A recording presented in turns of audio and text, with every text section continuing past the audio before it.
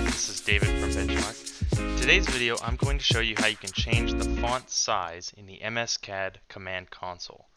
Now the command console is great so you can see what you've done in the order in which you've done it, but sometimes you just can't see enough steps, and even if you drag the command window up and make it larger, you still just can't quite get enough information. So in order to change your font size, what you're going to do is type in the command options. Now once you have that open, in the display tab, you're going to see on the top right the font size.